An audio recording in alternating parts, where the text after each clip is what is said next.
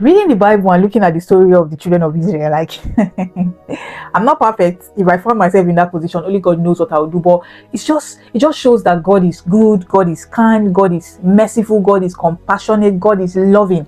Because those people, they're manipulative, like they are behaving like either a manipulative boyfriend or girlfriend. I didn't want to use one gender so that it will not look like, so let's use it too, because it took a manipulative.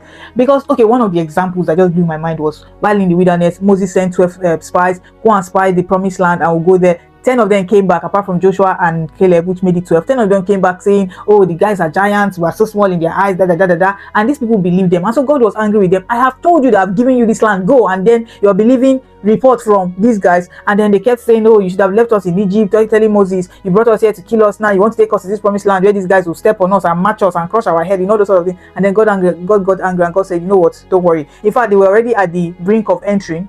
God said, take them back.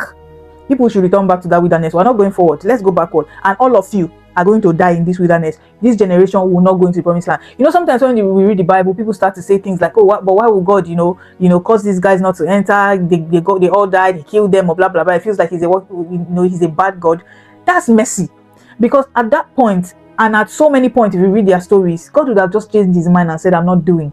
But out of mercy, he still will keep faithful to his word, but not with you unbelieving guys. You guys just get out. I'm going to proceed with my plan with your children, which he promised Abraham, his descendants. So your own children are his descendants. So let's wait for the next generation, since we're never ready.